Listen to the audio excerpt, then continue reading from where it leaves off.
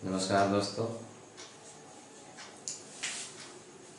आज मैं आपके सामने उपस्थित हूँ यूपी टेट की वीडियो संस्कृत विषय के लिए वर्ण प्रकरण लेकर के। जैसा कि मैंने आपसे कहा था कि अभी हमारे परीक्षा में कई दिन हैं, तो इसके हिसाब से हम लोग वीडियो अपलोड करेंगे। माहेश्वर सूत्र की वीडियो अपलोड करने के बाद प्यार दुलार मिला और इसके बाद हम वर्ण प्रकरण वाली वीडियो अपलोड कर रहे हैं। आशा है कि आप लोगों को अच्छा लगे, या जैसा भी आपको लगे वो फीडबैक आप कमेंट बॉक्स में दीजिए। हम लोग चलते हैं आज के अपने वीडियो पर, वर्ण प्रकरण पे।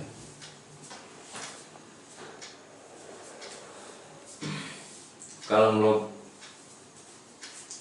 पता किए थे कि भगवान महेश्वर से संस्कृत व्याकरण के मूर्धन्य आचार्य पाणिनि ने कैसे 14 माहेश्वर सूत्रों की प्राप्ति की, और कल जितने लोगों को प्रत्याहार बनाने नहीं आ रहा था उनको मैंने अपने वीडियो के माध्यम से प्रत्याहार भी बनाना सिखाया। इसके बाद बारी आती है वर्ण प्रकरण की।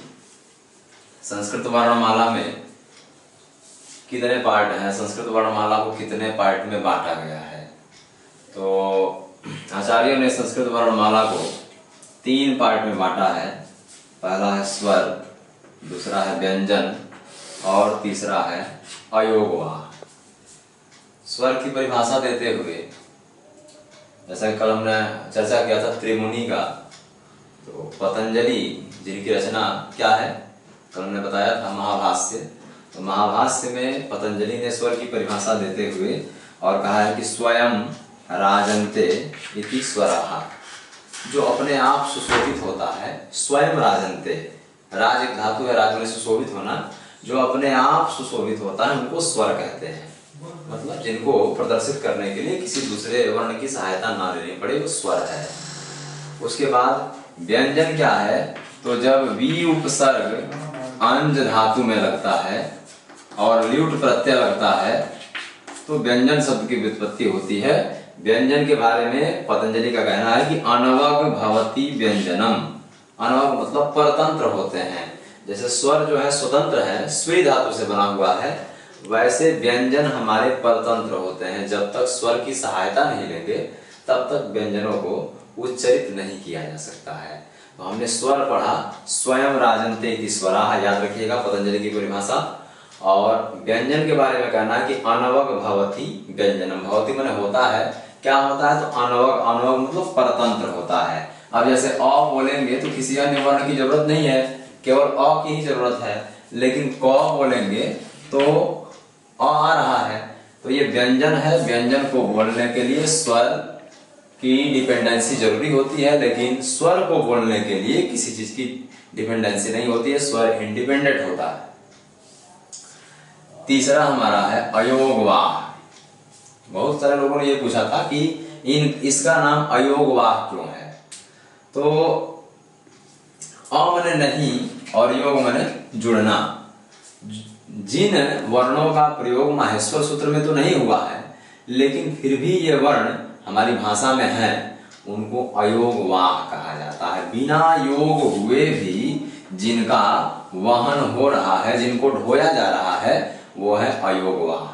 तो बहुत सारे लोग बताते हैं कि अयोगवाह में अनुस्वार और विसर्ग ही आता है, लेकिन हमारे संस्कृत व्याकरण में अयोगवाह में 4 आते हैं: अनुस्वार, विसर्ग, जिह्वामूलीय और उपधमानीय। जी हाँ दोस्तों, अनुस्वार और विसर्ग से तो आप लोग परिचित होंगे। अंग की मात्रा को अनुस्वार कहा जाता है संस्कृत में, और अह की मात्रा को विसर्ग कहा जाता है। लेकिन ये बिल्कुल आपको ये दोनों नया लगेगा, जिह्वामूलीय और उपधमानीय। इसके बारे में हम ज्यादा चर्चा नहीं करेंगे, क्योंकि टेट परीक्षा के माध्यम से, उसके दृष्टिकोण से आप केवल इतना जानिए कि ये सिंपल क है और ये सिंपल ख है। लेकिन जब इस क और ख से पहले ऐसा चिन्ह जोड़ दिया जाता है तो आप इसको जिह्वामूलीय क कहेंगे और इसको जिह्वामूलीय ख कहेंगे। ये क है और ये जिह्वामूलीय क है, ये ख है और ये जिह्वामूलीय ख है। तो जब क ख से पहले आपके ऐसे चिन्ह लग जाते हैं तो उनको जिह्वामूलीय क और जिह्वामूलीय ख कहा जाता है। वैसे ही अगर यही चिन्ह प फ से पहले लग रहा है तो इसको जिह्वा मूलीय प और इसको जिह्वा मूलीय फ कहेंगे। तो याद रखिएगा कि क ख से पहले जुड़े तो जिह्वा मूलीय है, और अगर प फ से पहले जुड़े तो उपधमानीय है। आया है वरदराज की रचना लघु सिद्धांत कौमुदी में कि क ख इति कखाभ्याम प्रागर्ध विसर्ग सदृशो जिह्वा मूलीय और प फ इति पफाभ्याम प्रागर्ध विसर्ग सदृशो उपधमानीय च। तो ये नया चीज हमारे लिए था। अयोगवाह में पहला हमने अनुस्वार, उसके बाद विसर्ग, उसके बाद जिह्वा मूलीय। क ख से पहले ऐसा चिन्ह लगता है तो आप क्या बोलेंगे? जिह्वा मूलीय। और अगर प फ से पहले ये चिन्ह लगता है तो इसको पढ़ेंगे उपधमानीय। अब हम लोग चलते हैं अपने वर्णों के प्रकार पे। तो सबसे पहले हमारा है स्वर। स्वर की परिभाषा तो पतंजलि के अनुसार आप जान चुके हैं, स्वयं राजन्ते इति स्वराः, जो सेल्फ डिपेंडेंट है, ठीक है, जिसे किसी दूसरे पर डिपेंड होने की जरूरत नहीं है, वो स्वर है।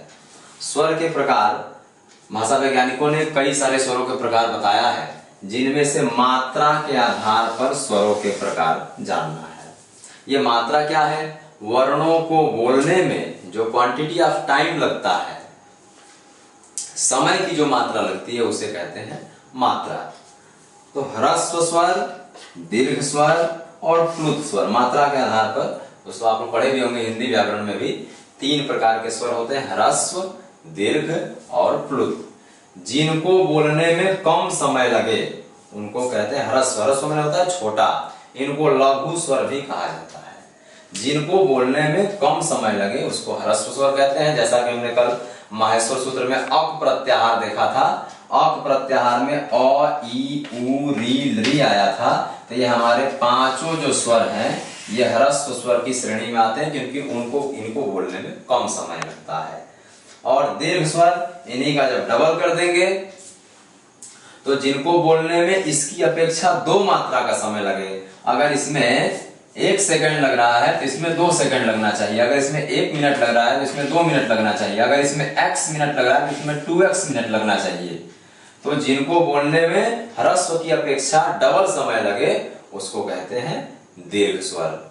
और तीसरा है प्लुत स्वर, जो कि केवल संस्कृत व्याकरण में ही पाया जाता है। ह्रस्व स्वर तो हिंदी में भी पाया जाता है। प्लुत स्वर जिनको बोलने में 3 मात्रा का समय लगे। तो ऐसे आप याद रखेंगे, ह्रस्व में 1 मात्रा का समय, दीर्घ में 2 मात्रा का समय और प्लुत में 3 मात्रा का समय लगेगा। तो दीर्घ में आपके आ जाएगा, बड़ी ई, बड़ा ऊ, बड़ी री। देखिए हम लोग कहते भी हैं बड़ी ई। बड़ी ई का मतलब ये दीर्घ वाली ई है, बड़ा ऊ मतलब ये दीर्घ वाला ऊ है, बड़ी री दीर्घ वाला री है, ठीक है। और ये सब ह्रस्व वाले हैं। ह्रस्व माने छोटा, दीर्घ माने बड़ा। तो बड़ा का मतलब उसको बोलने में ज्यादा समय लगे, इसलिए उसको बड़ा कहा जाता है। तीसरा है प्लुत स्वर। प्लुत स्वर का मतलब जिनको बोलने में ह्रस्व और दीर्घ की अपेक्षा 3 मात्रा का समय लगे। जैसे हम लोग अगर ओम का उच्चारण करें तो ओ बोल के तब जाके कुछ देर बाद म गिराएंगे, ठीक है। तो यहाँ पे ओ जो है ये प्लुत स्वर है, क्योंकि ओम का उच्चारण किया था ओ म, ठीक। तो इसमें 3 मात्रा तक खींचना है ओ को, उसके बाद म बोलना है, तो इसलिए ओम हो गया। या किसी को दूर से बुलाना है, हे कृष्णा अत्र आगच्छ, हे कृष्ण यहाँ आओ, ठीक। तो जहां पे भी आपका ये हिंदी गिनती वाला 3 याद रखिएगा कि अगर कहीं भी अगर हिंदी गिनती का 3 अगर लग गया हो तो वहां पे आपको प्लुत स्वर कहना है। ह्रस्व स्वर में 1 मात्रा का समय लगता है, दीर्घ स्वर में 2 मात्रा का समय और प्लुत स्वर में 3 मात्रा का समय।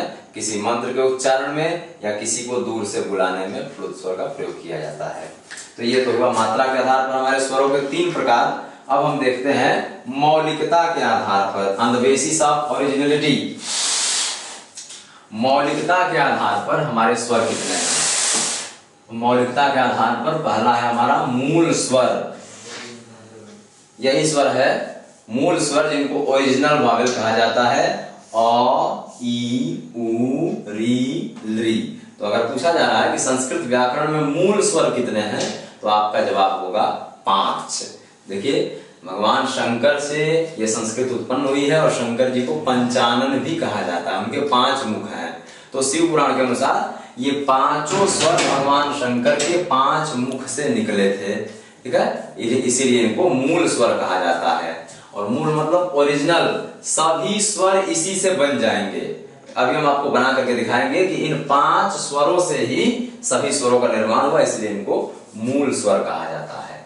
और सब जितने भी स्वर हैं उनको संयुक्त स्वर या संधि स्वर कहा जाता है, क्योंकि इन्हीं के संयुक्तता से सभी स्वरों का निर्माण होता है। देखते हैं कैसे इनको मूल स्वर कहा जाता है।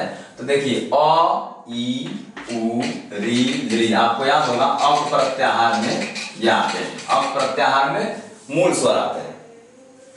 अ का डबल करिए आ मिल जाएगा, छोटी का डबल करिए बड़ी मिल जाएगा, छोटा उ का डबल करेंगे बड़ा उ, छोटी री का डबल करेंगे बड़ी री। हाँ ये ध्यान रखिए संस्कृत में एक बड़ी री भी होता है, लेकिन री का डबल करेंगे कुछ नहीं मिलेगा, ये कुछ नहीं का चिन्ह है। तो हमारे कितने हुए 5 स्वर ये थे, इनका डबल करते गए तो 4 मिला, 5 4 9 हुआ। और देखिए आप लोग गुण स्वर संधि अगर पढ़े होंगे, हम संधि का वीडियो अपलोड करेंगे तो उसमें दिखाएंगे। और ई को मिलाएंगे, और ई को तो मिल जाएगा ए, और ई को मिलाएंगे तो क्या मिलेगा ए। और इसी तरह अ और उ को मिला देंगे तो मिल जाएगा ओ। ध्यान से देखिएगा, अ ई को मिलाने पर ए और अ उ को मिलाने पर ओ। 5 4 9 2 11 हो गया। ठीक, फिर जिनको वृद्धि स्वर संधि याद होगी वो अ और ए को मिलाएंगे तो मिल जाएगा ऐ। सदा धन ए बराबर सदैव करते हैं, तो अ ए को मिलाएंगे तो ऐ हो जाएगा, और अ ओ को मिलाएंगे तो अ हो जाएगा। ये हम अपने क्लास में भी बता चुके हैं। तो इस प्रकार से 5 4 9 और 4 13। तो अगर कभी पूछा जा रहा है कि संस्कृत में स्वरों की संख्या कितनी है, तो आप 13 पर टिक लगाएंगे, जिसमें से 5 मूल स्वर हैं फंडामेंटल वॉवेल्स, और उसके बाद शेष जो है डिराइव्ड वॉवेल्स हैं। ठीक है, मतलब संयुक्त स्वर जिन्हें कहा जाता है। उसके बाद on the basis of toning, सुर के आधार पर स्वर कितने प्रकार के हैं, ये आपका वैदिक वर्गीकरण है। अभी तक तो हम लोग जो पढ़ रहे थे लौकिक था, लेकिन वेदों में स्वर के कितने प्रकार बताए गए हैं, तो उदात्त, अनुदात्त और स्वरित। ये स्वर के एकदम बिल्कुल नए प्रकार हैं, जिसमें कहा गया है उच्चैरुदात्तः, मतलब ऊंचे स्वर से अगर बोला जाएगा तो वो उदात्त स्वर हो जाएगा। अगर हम अपनी लहजों को, अपनी अगर बोलने की कला को, थोड़ा अपनी जुबान को, अपनी आवाज को ऊंचा कर दे, तो उस समय जिस स्वर का उच्चारण होगा वो कौन सा स्वर कहलाएगा, उदात्त स्वर।